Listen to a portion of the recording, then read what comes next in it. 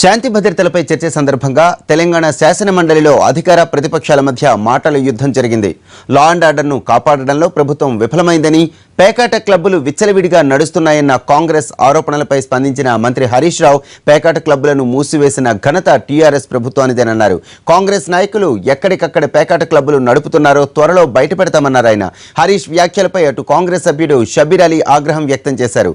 దమ్ముంటే ఏ కాంగ్రెస్ నాయకునికి పేకాట క్లబ్ ఉందో బయటపెట్టాలని అధికార పక్షానికి సవాల్ విసిరారు. మైక్ ఇచ్చింది కదా అని ఏది బట్టి అదే మాట్లాడితే ఎట్లయితే సార్? అసలు ఈ రాష్ట్రంలో పేకాట క్లబ్బులు నడిపించింది ఎవరు, బంద్ చేసింది ఎవరు అధ్యక్ష? రాష్ట్ర ప్రజలకు తెలియదా? బహుశా భారతదేశంలోనే పేకాట క్లబ్బులను బంద్ చేసిన ఏకైక ముఖ్యమంత్రి కేసీఆర్ గారు అధ్యక్ష. మీరు పేకాట క్లబ్బులను మీరు నడిపిండ్రు, మీరు ఏజెంట్గా పనిచేసిండ్రు, మీ ఎమ్మెల్సీలు పనిచేసిండ్రు, పేకాట క్లబ్బులు నడిపిండ్రు. ఇవాళ పేద ప్రజల మహిళల బాధల్ని గుర్తించినటువంటి ముఖ్యమంత్రి గారు ఈరోజు చెప్తాం తప్పకుండా ఏ ఎమ్మెల్సీ కాంగ్రెస్ పార్టీకి చెందిన ఎమ్మెల్సీకి గతంలో మాజీ ఎమ్మెల్సీ గారికి ఎవరికి హైదరాబాద్ లో క్లబ్బులున్న ఎమ్మెల్సీ ఎవరు, క్లబ్బులున్న కాంగ్రెస్ పార్టీ నాయకుడు ఎవరు, పేకాట క్లబ్బులను ప్రోత్సహించిన కాంగ్రెస్ పార్టీ నాయకుడు ఎవరు రాష్ట్ర ప్రజలకు తెలుసా అధ్యక్ష? మా సభ్యుడు అడుగుతూనే ఉన్నారు. మధ్యలో మా లెజిస్లేటివ్ అఫేర్ మినిస్టర్ గారు చేసి చెప్పినారు, మేము ప్యాకెట్ పత్తాలు ఆడేది అన్ని బంద్ చేసినారు, మీ ఎమ్మెల్సీలే అన్నారు, ఎమ్మెల్సీలు అన్నారు, తర్వాత కాంగ్రెస్ ఎమ్మెల్సీ అన్నాడు, తర్వాత మాజీ ఎమ్మెల్సీ అన్నారు. 3 స్టేట్మెంట్ ఇచ్చినాడు ఆయన, మూడు పదాలు వాడినారు. దయచేసి ఒకవేళ ఈ హౌస్లో ఎమ్మెల్సీ ఉంటే పేరు చెప్పండి, లేదు మాజీ అయితే కూడా ఆయన పేరు ఈ హౌస్లో లేని వాళ్ళ పేరు ఎత్తకూడదు. ఆయననే లెజిస్లేటివ్ అఫేర్ మినిస్టర్, ఆయనకి రూల్ తెలవాలా.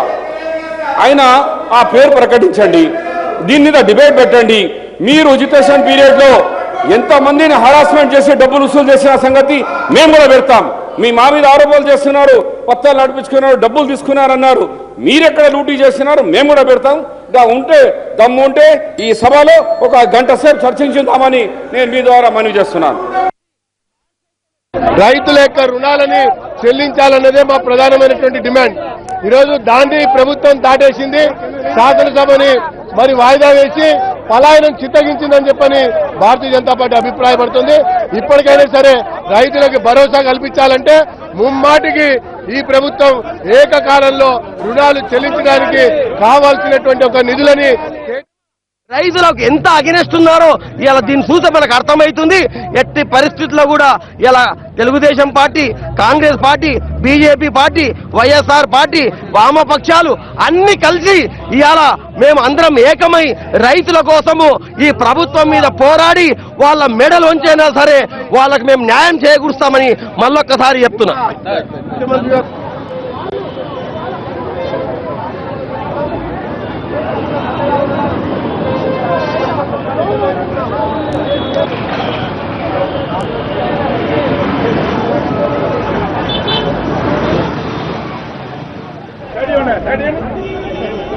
నల్లారెడ్డి గారు సార్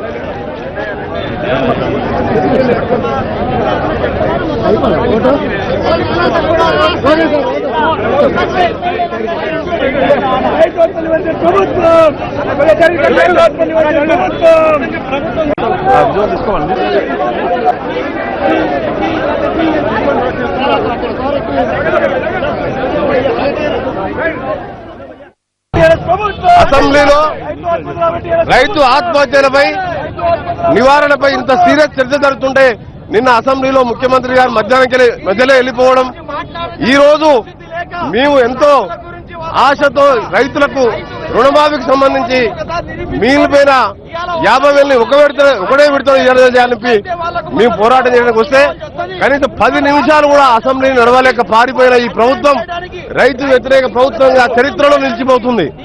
ఇప్పటికైనా మేము ఒకటే డిమాండ్ చేస్తున్నాం, మిగిలిపోయిన 50,000 రూపాయలు ఒకటే విడతలో రిలీజ్ చేయాలి, రైతులను ఆదుకోవాలనే మా డిమాండ్. మీ పోలీసు లాఠీ చార్జీలకు కానీ భయపడే ప్రసక్తే లేదని చెప్పి కూడా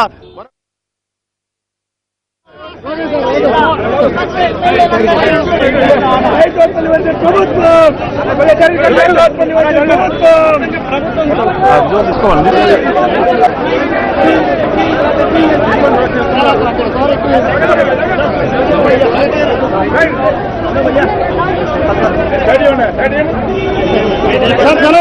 జానారెడ్డి గారు